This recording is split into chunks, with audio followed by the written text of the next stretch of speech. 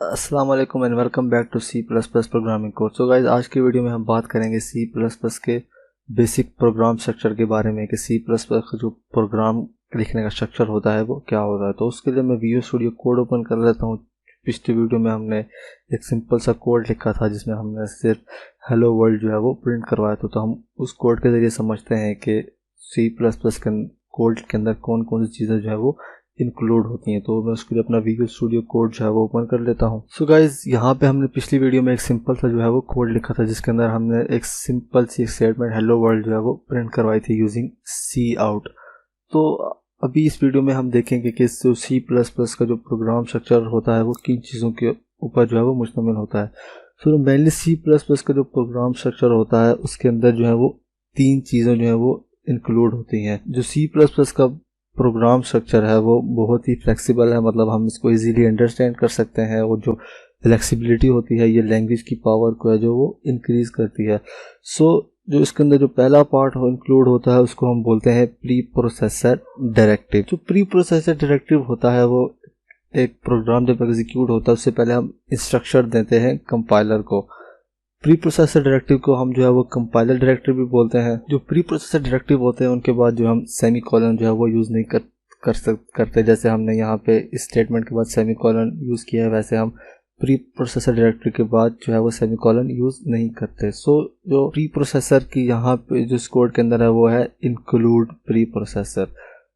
इसको हम pre processor directive बोलते हैं। ये जो इंक्लूड प्री प्रोसेसर होता है इसको हम जो हेडर फाइल्स होती हैं उनको अपने प्रोग्राम के अंदर जो है वो इंक्लूड करने के लिए जो है वो यूज़ करते हैं। तो इंक्लूड से पहले हम जो है वो हैशटैग का यूज़ करते हैं, तो उससे ये पता चलता है कि ये प्री प्रोसेसर डायरेक्टिव है इंक्लूड के नाम से। अब उसके बाद हम हेडर फाइल्स के बारे में बात करते हैं कि हेडर फाइल्स क्या होती हैं। सो इस प्रोग्राम के अंदर जो हमने हेडर फाइल जो है वो इंक्लूड करवाई है यूजिंग प्री प्रोसेसर डायरेक्टिव वो है IO stream. C plus plus के अंदर डिफरेंट तरह की हेडर फाइल्स हैं। हर हेडर फाइल का जो है वो डिफरेंट काम है। जैसे ये वाली जो हेडर फाइल है ये के अंदर जो हमने यहाँ पे ये स्टेटमेंट जो है वो प्रिंट करवाई है, तो ये वाला जो फंक्शन है ये आईओ स्ट्रीम जो हेडर फाइल है उसके अंदर है। तो जो अगर हमने कोई भी हेडर फाइल इंक्लूड करनी है अपने प्रोग्राम के अंदर, जैसे हमने कोई मैथ्स के ऑपरेशन जो है वो परफॉर्म करना है, तो उसके लिए सी प्लस प्लस के अंदर एक maths.h के नाम से जो है वो हेडर फाइल है। अगर हमने उसको यूज़ करना है तो उसके लिए हम इसी तरह हैश इंक्लूड एंड देन यहाँ पे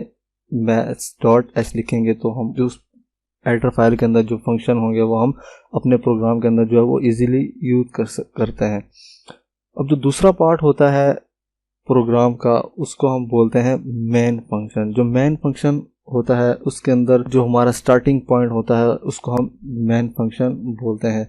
जब भी प्रोग्राम रन होता है तो सबसे पहले जो कंट्रोल होता है वो मेन फंक्शन के अंदर जो है वो आता है, एंड देन उसके बाद जो मेन फंक्शन के अंदर जो स्टेटमेंट्स लिखी होती हैं वो एग्जीक्यूट होती हैं। जब भी हम कोई प्रोग्राम बनाते हैं मेन फंक्शन के अंदर एक स्टेटमेंट जो है वो होना लाजमी है। अगर कोई भी स्टेटमेंट नहीं होगी तो हमें कैसे पता चलेगा कि हमारा जो प्रोग्राम है वो रन हो रहा है, क्योंकि हमें कोई आउटपुट वगैरह जो है वो नहीं मिलेगी। जो तीसरा पार्ट होता है उसको हम बोलते हैं प्रोग्राम बॉडी। जो प्रोग्राम बॉडी होती है वो मेन फंक्शन के अंदर जो है वो आती है। जैसे यहाँ पे दो स्टेटमेंट्स लिखी हैं hello world and C out end L, तो ये जो है ये प्रोग्राम की बॉडी है।